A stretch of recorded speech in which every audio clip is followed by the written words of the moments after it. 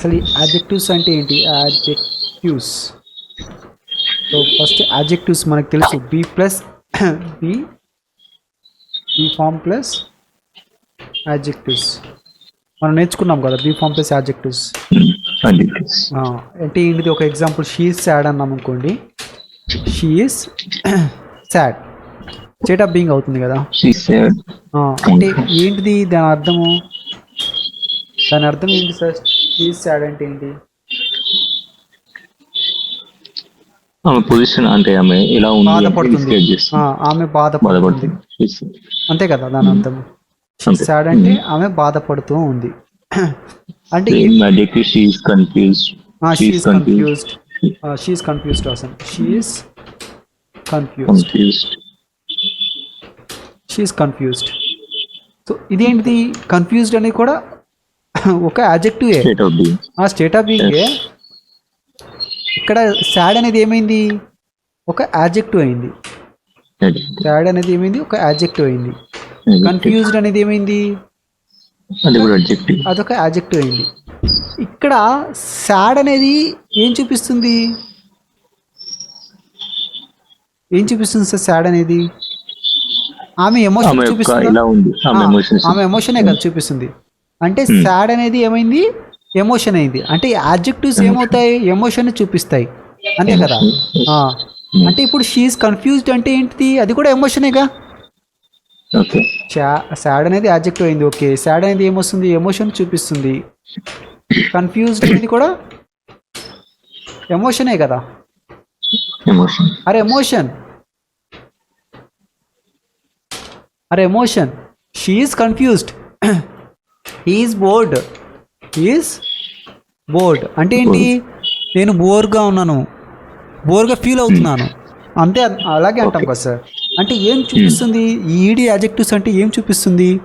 ఒక ఎమోషన్ చూపిస్తుంది, అంతే కదా. ఎమోషన్ చూపించినప్పుడే మనము ఏం చెప్తాము? ఈడి యాడ్జెక్టివ్స్ అనేది యూజ్ చేస్తాము. ఒకటి మీకు క్లారిటీ ఇవ్వడానికి ఏంటి, ఈడి యాడ్జెక్టివ్స్ అనేది ఉంటాయని తెలుసు మీకు. బట్ ఈడి యాడ్జెక్టివ్స్ ఎందుకు యూజ్ చేస్తాము? షీ ఈజ్ కన్ఫ్యూజ్డ్ ఎందుకు యూజ్ చేస్తాము? ఆమె ఎమోషన్ని చూపించడానికి, ఓకేనా సార్? ఓకే, ఇప్పుడు ఈడి adjectives and ING adjectives only emotions గురించే మాట్లాడతాయి. అవును, మాట్లాడతాయి. బట్ ఇక్కడ ఈడి అడ్జెక్టివ్స్, ఇక్కడ ఈడి అని చెప్పాము. తర్వాత దిస్ మూవీ ఈజ్ బోరింగ్ అన్నాం. బోరింగ్ ఈడి యాడ్జెక్టివ్, ఈడిలో ఉంది, బోర్డ్ ఐఎన్జిలో కూడా ఉంది కదా. బట్ దానికి దీనికి డిఫరెన్స్ ఏంటి? ఉంటుంది కదా డిఫరెన్స్. అదే నేను చెప్పాలనుకుంటున్నాను, ఓకేనా సార్? ఓకే, ఇప్పుడు ఫస్ట్ ఈడి గురించి మాట్లాడుకుందాం. ఇక్కడ ఈడి అడ్జెక్టివ్ అనేది ఒక ఎలాగొచ్చింది? ఒక ఆబ్జెక్ట్ లాగా వచ్చింది. ఆబ్జెక్ట్ లాగా వచ్చిందా లేదా? ఇప్పుడు ఇదే ఆబ్జెక్టివ్ అంటే యాడ్జెక్టివ్ ఇది. షీ ఈజ్ బ్యూటిఫుల్ అన్నాను అనుకోండి సార్, బ్యూటిఫుల్, ఇది ఒక యాడ్జెక్టివ్. ఇప్పుడు నేనేమంటానంటే షీ ఈజ్ అ గర్ల్ అని చెప్పి, ఇప్పుడు ఈ రెండుని కలిపేయాలంటే షీ ఈజ్ ఆ బ్యూటిఫుల్ గర్ల్ అయిందా? ఒక నౌన్ ఫ్రేజ్ అయిపోయింది కదా, యాడ్జెక్టివ్ నౌను, అంతే కదా సార్? అయిపోయి డిటర్మినర్ వచ్చింది కదా, ఇది మొత్తం ఒక నౌన్ ఫ్రేజ్ అయిపోయింది. అంటే ఈ నార్మల్ యాడ్జెక్టివ్స్ సాడ్, బ్యూటిఫుల్ ఇవన్నీ నార్మల్ కదా. ఇప్పుడు ఈడీలో యాడ్జెక్టివ్లో కూడా ఉంటుంది కదా, అలాగే నౌన్ ఫ్రేజ్ అవ్వచ్చు కదా. ఇప్పుడు మామూలుగా ఈడీ ఇదే చెప్తారు అందరు, ఓకే హీఈస్ బోర్డ్. ఇప్పుడు దీన్ని ఒక నౌన్ ఫ్రేజ్లో కూడా యూజ్ చేద్దాము ఈడీలో, ఓకేనా? ఇది ఒక detailed class. It was a detailed class. Detailed ఏమైంది? ఈడీ యాడ్జెక్టివ్ అయింది కదా. క్లాస్ ఏమైంది? క్లాస్ నౌన్ మొత్తం అయింది కదా, నౌన్ ఫ్రేజ్ అయింది కదా. మనం న్యూస్ పేపర్ రీడింగ్లో వచ్చేది ఇదే. మనం న్యూస్ పేపర్ రీడింగ్లో వచ్చేది అర్థం కాదు, ఏంటిది డీటెయిల్డ్, ఏంటిది ఈడీ, ఓకే V2 అనుకుంటారు. ఆర్ V3 అనుకుంటారు. మళ్ళీ వజ్ ఎందుకు వచ్చింది? ఓకే వజ్ తర్వాత ఇది V3, ఓకే ఇది V3 ప్యాసివ్ వాయిస్, బట్ ఏ ఎందుకు వచ్చింది మధ్యలో? అంతే కదా సార్, ప్యాసివ్ వాయిస్ అనుకుంటారు కదా, పాస్ట్ టెన్స్ యొక్క ప్యాసివ్ వాయిస్ అనుకుంటారు. వజ్ V3 ఉంటే ఇది V3 లా కనబడుతుంది. మనకి ఇదంతా తెలియకపోతే చాలా కష్టం. ఇక్కడ వరకే ఓకే, నేను నార్మల్గా చెప్తున్నాను ఇక్కడ వరకు. ఓకే బోర్డ్ ఎవరైనా చెప్తారు, నేనేం చెప్తున్నా అంటే బోర్డ్ ఓకే యాడ్జెక్టివ్లో పనిచేస్తుంది. ఇది ఈడీ యాడ్జెక్టివ్ నాన్ ఫ్రేజ్లోకి వెళ్ళింది అనుకోండి, రిటర్న్ క్లాస్ అయిందా లేదా? సో ఇంకోటి ఏంటి రాద్దాం, it is an outdated movie అంటాం కదా, it is an outdated movie. మీరు నార్మల్గా చెప్పాలనుకోండి ఇట్ ఈస్ అవుట్డేటెడ్ అని చెప్పండి, ఇట్ ఈస్ అవుట్డేటెడ్ యాడ్జెక్టివ్ కదా, outdated be form plus adjective కదా, ఇట్ ఈస్ అవుట్డేటెడ్. చెప్పండి సార్. ఓకేనా, ఇట్ ఈస్ అవుట్డేటెడ్, ఇది యాడ్జెక్టివ్. అవుట్డేటెడ్ అనేది యాడ్జెక్టివ్, ఈజ్ అనేది ఒక be form.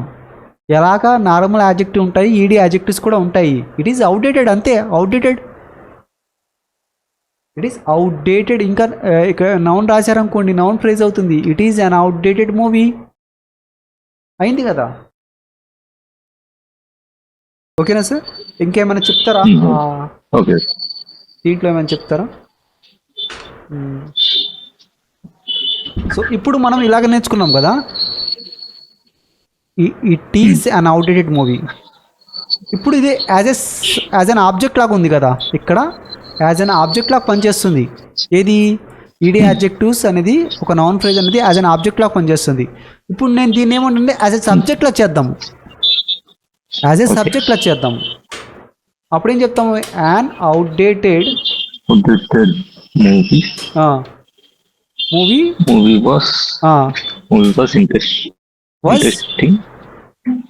was interested. An outdated movie was released అని చెప్దామా, రిలీజ్ అయిందని చెప్దామా? Outdated movie was released.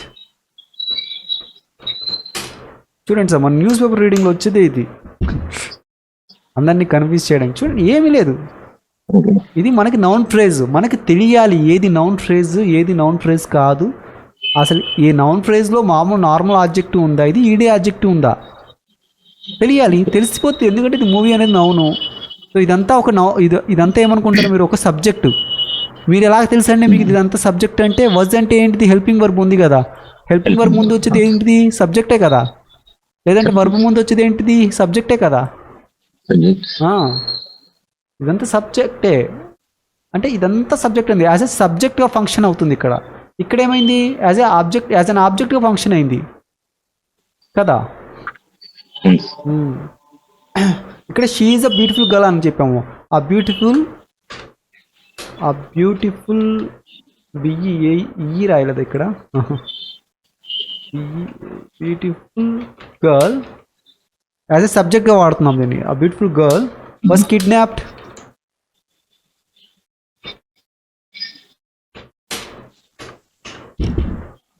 ఇదంతా అయింది కదా సార్. చూసారా, మనకి తెలిస్తే ఈజీ, తెలియకపోతే చాలా కష్టం. ఆ బ్యూటిఫుల్ గర్ల్ వాజ్ కిడ్నాప్డ్, ఏంటి ఇది ఎందుకు ఇలా వచ్చింది అనుకుంటూ ఉంటాం. ఏమీ లేదు, నౌన్ ఫ్రేజ్ అది యాజ్ ఎ సబ్జెక్ట్లో ఫంక్షన్ అవుతుంది కదా sir. I purchased a branded watch. I purchased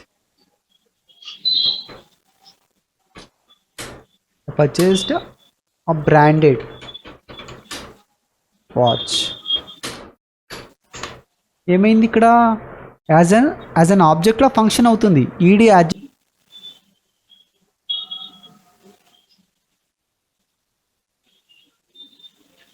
యాడ్జెక్టివ్స్తో కలుపుకున్న ఒక నౌన్ ఫ్రేజ్, అంతే కదా సార్. మనం ఈడీ యాడ్జెక్టివ్ మాత్రమే కాదు, నౌన్ ఫ్రేజ్లో కూడా నేర్చేసుకుంటున్నాం మనం. యాజ్ అన్ ఆబ్జెక్ట్ లాగా, యాజ్ ఎ సబ్జెక్ట్ లాగా ఎలా ఫంక్షన్ అయిద్దో కూడా చెప్పేస్తున్నాము. అంటే అడ్వాన్స్ లెవెలే ఇది, మనకి తెలియాలి. ఇదంతా తెలియకపోతే ఎలాగా. ఇప్పుడు ఆ బ్రాండెడ్ వాచ్, ఇప్పుడు నేను దీన్ని యాజ్ ఎ సబ్జెక్ట్లో ఫంక్షన్ చేయాలనుకుంటున్నాను సార్ నేను సెంటెన్స్లో. ఆ branded watch was purchased by me అని చెప్పొచ్చు. వాజ్ పర్చేస్డ్ బై మీ అయిపోయింది కదా, అంతే కదా సార్. ఆ బ్రాండెడ్ వాచ్ రాలేదా, branded watch was purchased by me, నా ద్వారా కొనబడింది. ప్యాసివ్ వాయిస్ అని చెప్పుకుంటున్నాము ఎందుకంటే ఇది బ్రాండెడ్, ఇది నౌన్ అయిపోయింది, ఇది సారీ ఇది సబ్జెక్ట్ అయిపోయింది కదా. మనం చేయాలంటే ఇంకా ప్యాసివ్ వాయిస్ యూజ్ చేయాల్సిందే. ఓకేనా, అర్థమైంది కదా సార్? ఓకే, ఈడే యాడ్జెక్టివ్స్ అర్థమైంది. అర్థమైంది.